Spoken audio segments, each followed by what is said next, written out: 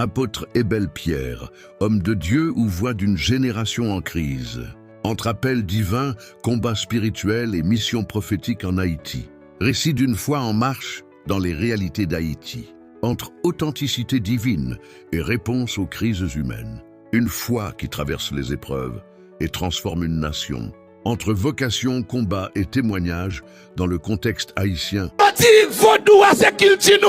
Si ça c'est qu'il dit moi m'bagé qu'il dit en vérité m'habite mourir kounia tabou c'est à vodou qu'il dit mal joué tabou c'est à vodou qu'il dit madame on doit délivrer de la culture. Une interrogation qui dérange et éclaire. Qui est véritablement cet homme qui traverse ville et campagne malgré l'insécurité, la précarité et les obstacles structurels pour annoncer un message qu'il considère comme vital? Est-il simplement un prédicateur parmi d'autres? Ou incarne-t-il une figure apostolique contemporaine engagée dans une lutte spirituelle et sociale profonde? Son œuvre relève-t-elle de la foi, du courage humain ou d'une réelle vocation divine? Et surtout, que signifie annoncer l'Évangile aujourd'hui dans un pays comme Haïti? Après ces interrogations nécessaires pour tenter de saisir la profondeur de sa mission, la valeur de son engagement, la cohérence de sa philosophie, la force de sa détermination, l'intensité de son combat ainsi que la richesse de ses expériences humaines. Ces fondements ne sont pas de simples catégories d'analyse, mais des axes structurants inspirés à la fois de la rigueur intellectuelle, de la tradition évangélique et de la complexité du réel haïtien. Ils permettront d'examiner avec méthode et discernement l'être avant l'action, la pensée derrière la parole, la mission au-delà du discours et l'impact dans la réalité sociale. Ainsi, loin d'un regard superficiel, cette démarche se veut didactique, progressive et profondément analytique, afin d'offrir non seulement une compréhension, mais aussi une capacité de réflexion critique. Fondement ontologique, l'être avant l'œuvre. Sur le plan ontologique, la question centrale n'est pas d'abord ce que fait l'apôtre, mais ce qu'il est. Avant d'être prédicateur, missionnaire ou figure publique, Ebel Pierre apparaît comme un être en relation. Relation à Dieu, relation à lui-même, relation au monde. Son identité semble structurée par une conviction intérieure profonde. Être appelé. Ainsi, son existence s'inscrit dans une dynamique fondamentale. L'appel ne découle pas de l'homme, il le précède et le transforme. Dans cette perspective, la mission devient la manifestation visible d'une réalité invisible, l'être intérieur façonné par la vocation. Dimension philosophique, entre foi, raison et engagement.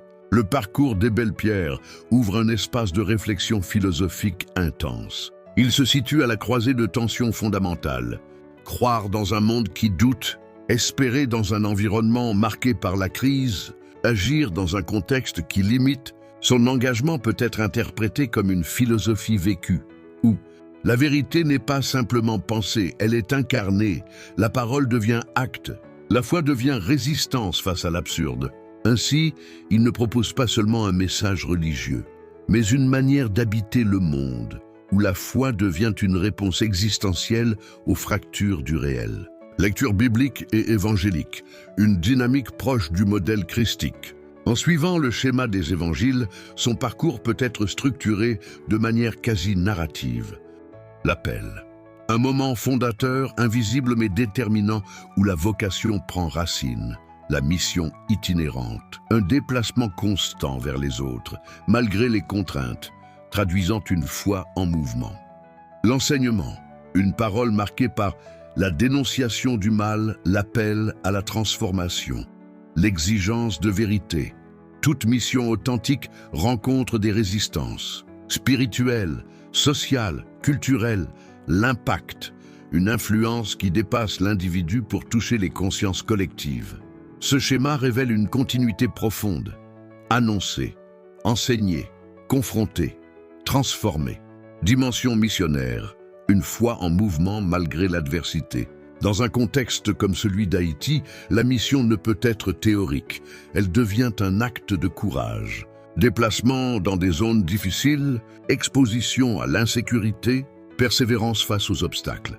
Son engagement missionnaire traduit une conviction forte. L'Évangile doit aller vers les hommes, même lorsque tout semble s'y opposer. Cette mobilité n'est pas seulement géographique, elle est aussi spirituelle, une volonté de rejoindre l'humain dans sa réalité la plus concrète. Apôtre et Belle Pierre est-il une réponse à une crise collective? Haïti est marqué par des tensions profondes, instabilité sociale, fragilité économique, quête de sens. Dans ce contexte, l'action des Belle Pierre peut être perçue comme une tentative de reconstruction morale, une réponse à une crise identitaire, un appel à la transformation collective. Sa dénonciation du mal agit comme un discours de rupture visant à éveiller les consciences. Relations humaines et dynamique de collaboration. Aucun ministère ne se construit dans l'isolement. Son parcours met en lumière des interactions multiples, des collaborations implicites ou explicites, une influence relationnelle réelle. Cela révèle une tension essentielle. Comment rester fidèle à un message tout en interagissant avec la diversité humaine? Cette dimension relationnelle témoigne d'un leadership spirituel incarné, ancré dans le réel. Caractère et traits distinctifs. Le profil qui se dégage est celui d'un homme marqué par une détermination constante, un courage face aux obstacles, un zèle spirituel intense, une capacité d'endurance remarquable, une lucidité sur les réalités du mal. Il incarne une spiritualité active, une foi qui agit, qui affronte et qui persiste.